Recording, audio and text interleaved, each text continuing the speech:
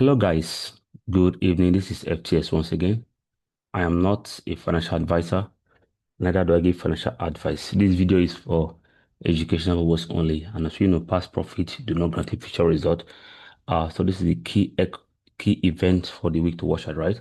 So today is 14th July 2025, and this analysis covers from 14th to 18th of July 2025, right? And it says development in the US trade policy has said to continue impacting the market after President Trump on Saturday threatened 30% tariffs on imports from Mexico and European Union starting August 1st. Also, earnings season kicks off Tuesday with results from major US banks. Key data in focus, which includes US CPI, PPI, and retail sales, right? Then China's GDP and trade balance, inflation rate from Japan, Canada, and the United Kingdom, and the G20 meeting in South Africa, right? So let's head straight to um just a minute. Okay, just a minute. Let me see if I can get to where I want us to get to. All right,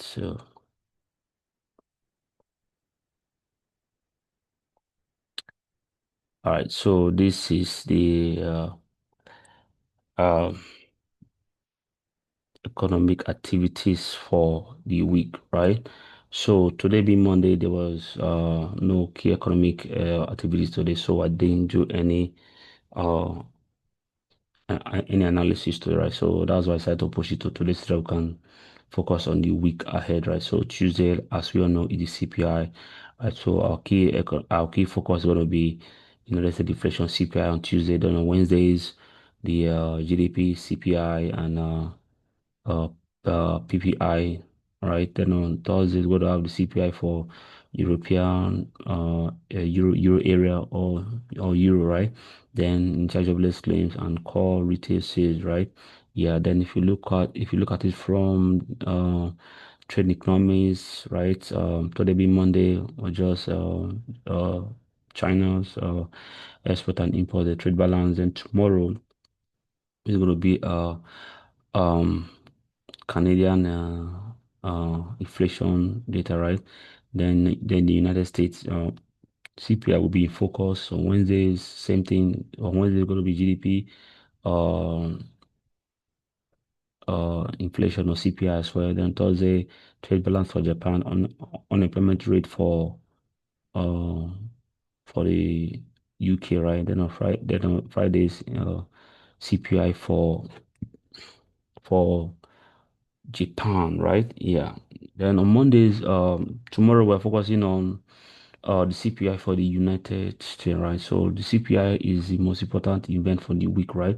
So we're focusing on that on tomorrow, right? So this news will likely dominate the market and will likely tell us how they will likely cut trade. But as we all know, the next interest rate meeting that is coming up next week, they will not cut trade. They are going to cut trade by 50 basis points. I think the last quarter of this year, right? So like we all know, the reason why the dollar uh is bullish and why they will likely not cut rate in this next rate meeting, because the job data that came out from NSP, right? 147,000 jobs were added to the United States economy. So as a result, there is no need for them to cut rate, right? Yeah, so it has been postponed till the last quarter of this year, right? So the next rate meeting, the FOMC will be coming up next week, right? Yeah, so they are not going to cut rate, so the interest rate is going to be a change. So the CPI data as well would likely determine if the rate meeting will be cut. I think twice for the last quarter of the year, right? So that's just the essence. So if the CPI data that comes out is below market expectations, we're going to expect a negative dollar, right? Yeah, and if it's above market expectations, we expect the dollar to rise, right? But based on forecast, we are seeing 2.6%, right? Again, in previous, so the forecast is saying that there likely be uh rise in the inflation, right? Which would likely could trigger a rise in the dollar, right? Yeah. Then the next important news on the week for the week is the retail sales, which is consumer spending, right? Yeah. So the retail sales talks about the consumer, the rate at which the where United States citizens, spend their income and all of that, right? So it contributes to 60% of the GDP, right? So if the consumer spending is good, right? If it's above market expectations, if it's high, that means the United States economy is improving, is expanding, and if it is low, it means the economy is contracting. And a high consumer spend is tells you that the dollar would likely rise, and a low consumer spend it tells you that the dollar would likely fall. And if the consumer spending is high, that means gold will likely go to fall. And if the consumer spending is high, that means gold will likely go to so if the consumer spending, right, is low, gold will likely go into a bullish. But if consumer spending is high, gold like gold. No. If the consumer spending is low, gold the that means the dollar will be strong and gold will likely fall. But if the consumer spending is high, if the consumer spending is high, dollar will rise, gold will fall. That's just it, right? A higher consumer spending means the dollar will be strengthened and gold will be weakened. A lower consumer spending means dollar will likely fall and gold will likely gain strength because gold and dollar they are negatively correlated, right? So that is that. And the next going to be the GBP CPI, right? So the GBP CPI, we're expecting them to like a lower GDP, a lower CPI figures will tell you that they will likely cut rate in the next rate meeting, and the higher GDP figure will likely tell you that they will likely hike rate now, but they are still on their cutting cycle. So we are not expecting GDP. We're not expecting them to cut rate to hike rate very soon. They're still on the cutting cycle, so they might likely cut rates in their next meeting. But the CPI data that will likely come out on Wednesday will speak volume of how if they will likely cut rate or the rate will likely be sticky that Wednesday, right? So let's head over to the chart, right? Let's head over to the chart. Okay, from the analysis we did, right? Yeah, we have established that we are having a short-term bullish dollar, right? So if you look at it from daily time frame, you see that we're expecting dollar to come all the way to this level, right? So from here, right from when the NFP data was announced, right? Yeah, so there was no need for them for power to hike rate, right? So they will likely hike rate in last quarter of the year. So the next rate meeting that's coming up next week, they will likely not go to hike rate, right? Yeah. So sorry, cut rate, not hike rate.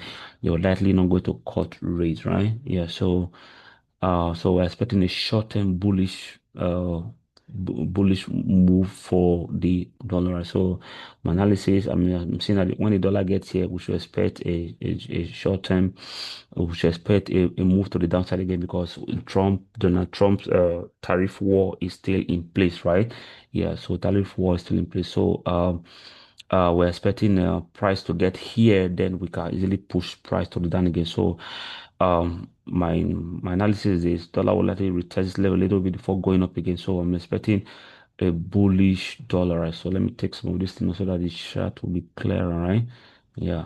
Yeah, so I'm expecting a bullish move for dollar this week, but we are waiting to see how the CPI data would likely look at, right? So if we have a CPI that is, if the inflation data is low, that means the dollar would likely fall. But if it is high, right?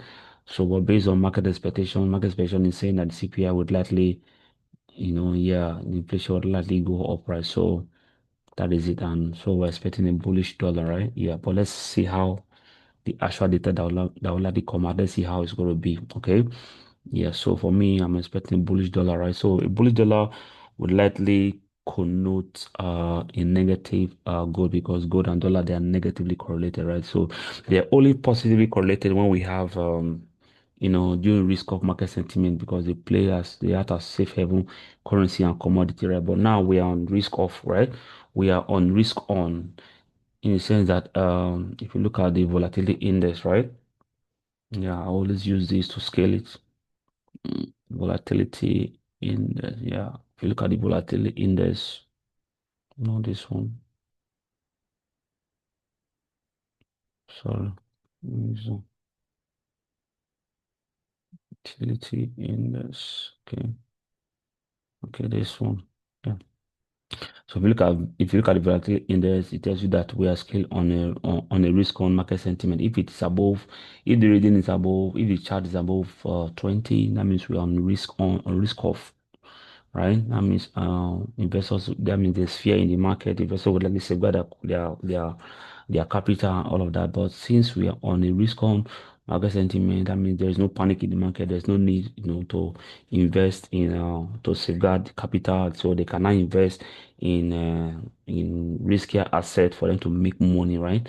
Yeah. So right now we're not on the risk of market sentiment. So gold, like I said, we're expecting gold to fall to the downside this week, right? Yes, we go to fall to the downside this week, and let's see how the market will likely go. But for me, gold is on bearish bias, right? Yeah. So this analysis was done. I did an analysis, and this is what I'm expecting gold to do, right? So also, if you look at Bitcoin, yeah, there are a lot of positive news around the Bitcoin recently. I think let me show something from here, right? Yeah, on cryptocurrency.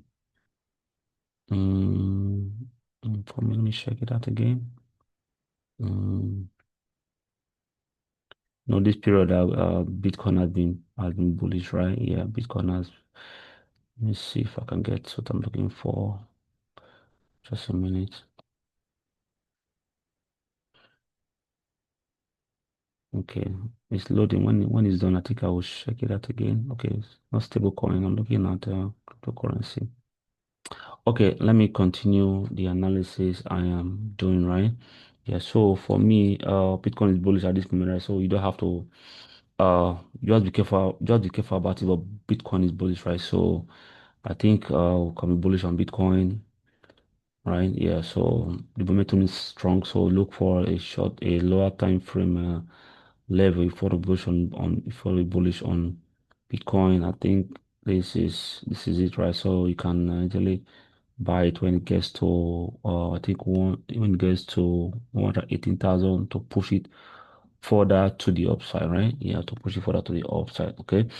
Um, for other currency pairs, I'm looking at for since we are bullish on the dollar this week, all right. So for me, let me take us back to the time frame, okay?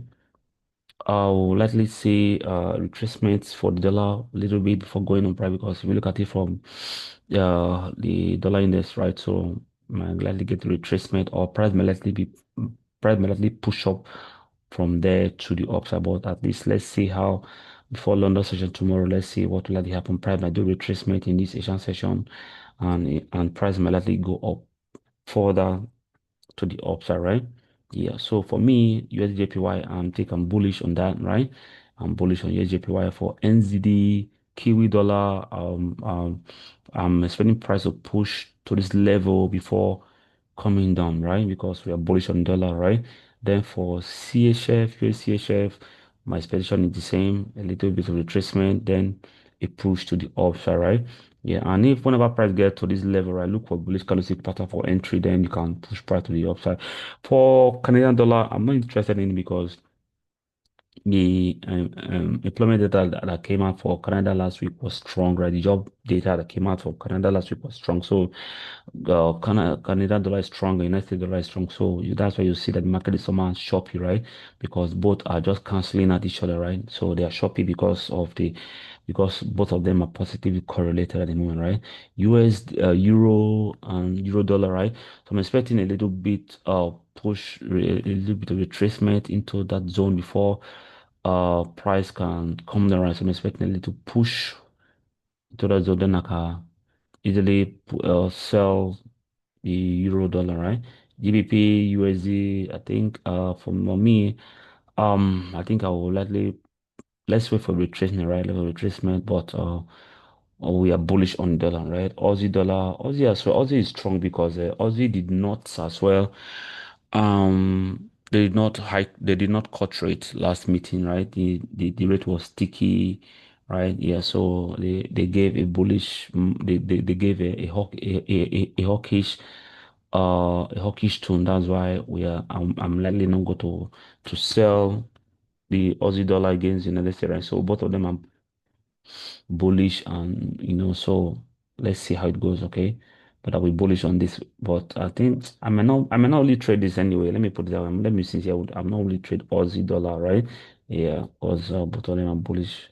Okay, so let me just leave. I'm not interested in that, but if you're interested, I think this level is good for us. We can buy it from there, right? Right, for the JPY pairs, right? For this, I'm looking out for the next low is going to be, I think, December 2024, December 24 low, right? So I'm expecting price to get here, right? I'm expecting price to get this low because price may likely break this low and come to this place. So for me, when price gets here, I think before then we may have fundamental reasons why we are buying the JPY, right? For me, for now, the JPY pairs are going to be bullish for now, right? Going to be bullish for now. Okay, but let's see how it goes. I think this week once out, maybe this week or next week, uh, the news might likely come up why we should have a rethink or to buy the yen, right? Yeah, but let's see how it goes, okay? Let's see how it goes, right? So that's it. My final thought is this, that this week we're bullish on dollar, and CPI is the most important news for the week, right? And then the consumer spending, which is retail sales, month of year of year, right? If the retail says that if the consumer spending comes and is above market expectation, that means the dollar will be bullish and gold will be bearish, right? Yeah, like I've always established, no technical analysis is always all technical analysis are good, okay? But there's a time you should use each and every one of them, right? Yeah, so as for me and my community, we trade fundamental analysis. We use fundamental analysis to scale the market. That's why we use technicals for entry, because fundamental analysis drives the market, provides tells us if there's going to be volatility at a particular time, and it tells us the reason why price is moving in a particular direction. So don't underestimate fundamental analysis, right? So that's it for me this week, right? Yeah, maybe as time goes on, I might likely post through. But if you're interested in my mentorship, right? My mentorship is on, right? Yeah, so you can like my YouTube channel, comment, and turn on the notification bell so that whenever I post new videos, you can get and get a better understanding of what is happening in a particular week and all of that, right? Yeah, so I still remain FTS. Thank you for this week's analysis. All right. Thank you and have a lovely week ahead.